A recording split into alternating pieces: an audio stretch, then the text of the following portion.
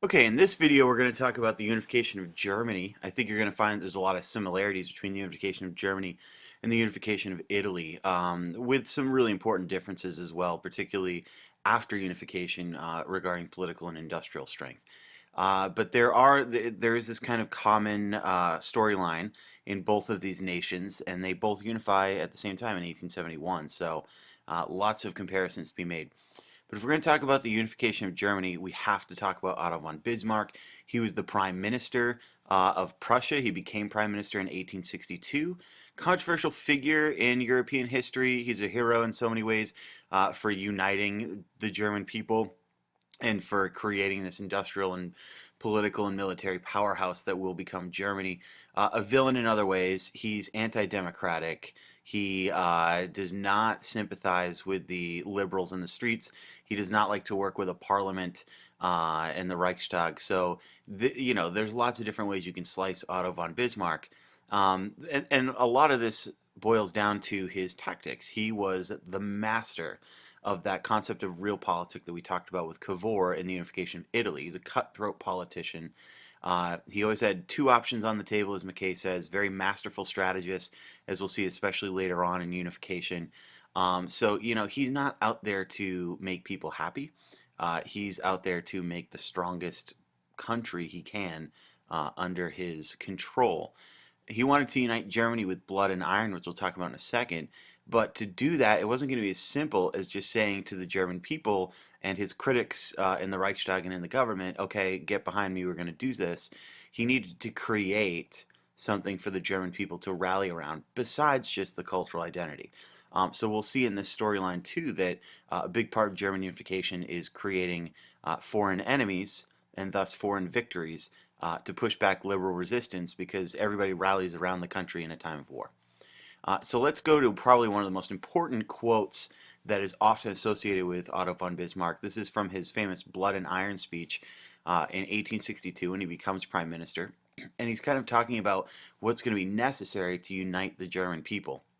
And he says, Prussia has to coalesce and concentrate its power for the opportune moment, which has already been missed several times. Prussia's borders, according to the Vienna treaties, are not favorable for a healthy, vital state. It is not by speeches and majority resolutions that the great questions of the time are decided. That was the big mistake of 1848, but by iron and blood. So this is a really interesting line because he's basically pushing aside and kicking to the curb the romantic attitude of nationalism. He is dismissing the liberalism of 1848 and rather saying that if you want to get this place unified, if you want Prussia to grow its borders and become a strong unified country, it's not going to be about good ideas, all right? It's going to be about what you actually do. And he hones in on these two concepts, iron and blood of course meaning probably warfare and conflict, iron being industrialization and militarization. So you got to go out there, you got to take territory, and you're going to have to fight people for it if it's not yours. So, you don't just take on the heavyweight champion of the world if you're a boxer in your first match, right?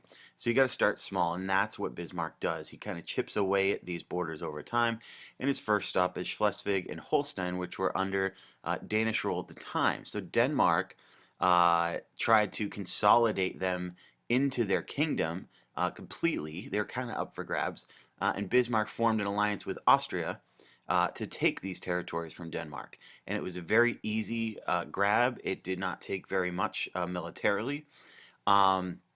So this is like kind of the first stop on this tour of the German territories in Europe, and it goes very well for Bismarck, and of course people rally around him to celebrate this victory. But he felt the need to remove Austria from influence in northern German states. So here's the thing. He gets help from Austria on Schleswig and Holstein. But remember that Austria is, in a sense, a rival of Prussia. A strong, large Prussia is not necessarily in the vital interests of Austria, right? Because Austria is the German rival within the German Confederation. So if we look at the map here, all right, we look that Prussia is this territory, all right, and includes Westphalia and the Rhine area, right? And we'll come back to Alsace and the Rhine later. And then Austria is down here in the southern areas, And then everything basically in the middle, okay, was all different German principalities as part of that German Confederation that's really been in existence since the Peace of Westphalia and the end of the 30 Years' War. Of course, this was all consolidated under Napoleon and then redistributed back through legitimacy at the Vienna Conference in 1815. But the goal here of Bismarck is to unite all of this territory, or as much of it as possible, under one German ruler, and why wouldn't Prussia be that German ruler, right? So by doing so, by taking Bavaria, and Württemberg and these areas in the southern part of what will become Germany, of course this is going to be an issue when it comes to Austria's sphere of influence in the area. So at some point we're going to see a conflict between Prussia and Austria. And by the way, here's Schleswig and Holstein, the two territories we just talked about. So that leads us to the Austro-Prussian War of 1866, also known as the 7 Weeks' War. This war is a quick one. It only lasts about 7 weeks. And Bismarck launched a very surgical conflict against Austria to establish Prussian dominance in the Confederation. Why is this so quick? Well, Austria is behind Prussia big time when it comes to industrializing, in particular railroads. Prussia's use of railroads, all right, is very important because they can get lots of troops and lots of weapons and lots of supplies to the border with Austria in a very quick amount of time, whereas Austria is not necessarily capable of mobilizing the same way. Another thing is that the superior weapons make a difference. Prussia has been investing in the military. You know that Prussia's had, the best standing army in Europe for a very long time now, and they've continued to update that and modernize it, and that's a key to this as well. So this is over in 7 weeks. Bismarck could have marched all the way into Vienna if he wanted to, and he doesn't. In fact, Bismarck offers very generous peace terms to Austria. They take some territory, and then that's it. So the big question here becomes why? Why would Bismarck do this? If he could spike the ball in the end zone like he's Gronk, wouldn't you do that? And this is where real politics kicks in.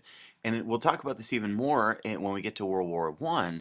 But Bismarck realizes that, look, if we occupy Austria, the Austrians are going to hate us. They're going to resent us, and it's going to be a problem down the road. Whereas if they can come up with some sort of generous peace agreement, Prussia will be able to get what they want now, but they'll be able to protect a possibly really important alliance later on. And of course, we know that alliance is going to last into World War I, so it's pretty genius on Bismarck's part. But there you go. That's the real politic thing. We don't take everything just because we can. We're very calculated in what we do. So this is leading to a lot of domestic strength within Germany, and that's part of this story as well. Bismarck wanted to settle with the liberal opposition rather than clashing with them all the time. He believed he could achieve a strong nationalist country under conservative rule. So he used the 7 Weeks' War as part of a, quote, national development of Germany. All right, so he's using these wars and these conflicts as a way to rally everybody around the concept of one big German country with Prussia in charge. And this is how Bismarck gains the support of the middle class by doing so, because there's obviously economic benefits to this. And Bismarck, just very good at what he does, is able to convince people either that democracy is overrated or that, oh, we can create a democracy and you will be included, but really they weren't. This is not like the expansion of the suffrage that we're seeing in Great Britain. This is not like the Third Republic in France, all right? This is a hollow democracy that values discipline and national strength over liberal government. So we're going in a little bit of a different direction in Germany politically than we're seeing at this time in Great Britain and in France. Of course, at this time, I also want to point out in France, we are ahead of the Third Republic. This is still the Second French Empire, but more on that in a bit. Actually, more on that right now. So Bismarck believed that a patriotic war with France would drive those southern German states into the fold, and he'd be able to finally consolidate all the territory that he's looking for here when he's creating this modern Germany. To do that, though, he has to kind of drum up a problem. So he leaks some stories into the newspapers that get people fired up in Germany. He leaks some information to France and to Louis Napoleon to basically get them drummed up for war as well, to the point that France decides that they want to teach Prussia a lesson. Like, whoa, whoa, whoa, you don't run the show here in Europe. So this leads to an all-out brawl. A war breaks out in 1870.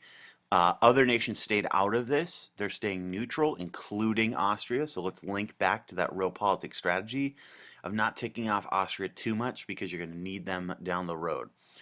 This is another relatively quick war. It's not 7 weeks, but it's 5 months. And it goes so poorly for France that Napoleon III himself is captured at the Battle of Sedan. And he's actually under arrest by the Prussian forces. So, in a sense, the Emperor of France has been kidnapped and is being held ransom to his own people. So there's obviously going to be some fallout from this. Louis Napoleon is deposed as emperor. Paris was under siege for a while by German Prussian forces and kind of forced to give up. When they do, Louis Napoleon is kicked out as emperor after a bloody struggle in the interim in 1870, which you read about in Mackay. The Third Republic is declared in France in 1871. France is forced to pay staggering amounts of restitution. 5 billion francs at the time was just like an insurmountable amount of money. This idea that you'll owe Germany for the rest of your life is on purpose as a way to permanently weaken France relative to Germany. And probably like one of the really sore parts of these consequences is these two territories of Alsace and Lorraine, which were on the border. They're about 60% German identity, 40% French identity. They're really important for the fact that they're loaded with resources like iron and coal, and just strategically important amongst the two countries. Both of those territories are taken from France in the fallout of the Franco-Prussian War and handed over to Germany. And that's going to be a sticking point. When we get to World War I, those two territories are still going to be in play between these two countries. Some really bad blood brewing in the fallout of the Franco-Prussian War between Germany and France. So by the time we get to 1871, we have a very different map in Europe that we had in 1815. In fact, it's a lot more consolidated. This is now a new unified empire of Germany, German Empire, Schleswig and Holstein, Bavaria, Alsace and Lorraine right here, right? So this is a really big country that did not exist in 1815. And geographically they're big, industrially they're big as well. Austria-Hungary still exists. It is Austria-Hungary at this point because remember that Hungary basically creates a dual monarchy with Austria in the fallout of the 7 Weeks' War as a deal to make sure that Hungary doesn't walk right out on Austria in their weakest point. The Ottoman Empire is retreating, but we're going to talk about that area of the Balkans later on because that's a big sphere of influence struggle here between Austria-Hungary and Russia as the Ottomans are retreating. And then here we go. Here's Italy, a unified country on the Italian peninsula. So very different map than we saw in 1815, and it has political repercussions as well. So what does this mean for Germany after victory in the Franco-Prussian War? Prussia had unified German states and declares a new German empire in 1871. Otto von Bismarck becomes the Prime Minister of Germany. Wilhelm I, the Emperor, the King of Prussia, becomes the Emperor of Germany. The Constitution in 1871 for the German Empire is very similar to the Constitution of 1866 in Prussia, in which we have this hollow democracy that Bismarck can overrule the Reichstag and the Bundesrat, and Wilhelm has all the power, virtually unchecked, but he trusts Bismarck, and Bismarck really is the one calling all the shots for now. There is a huge surge in German nationalism. The liberal opposition to Bismarck is nothing at this point. And they are now the strongest nation on the continent, fueled by a semi-authoritarian nationalism and creeping into this narrative, which we'll talk about later in the chapter, is a growing sense of social Darwinism, that there are countries and races that are superior to others within Europe, and this is part of that narrative. So there will be more on that as we continue in this chapter. But here you go, 1871, a new German empire, and it is very strong, and the balance of power that we saw created by Metternich in 1815 is meeting some serious challenges by the end of the 19th century.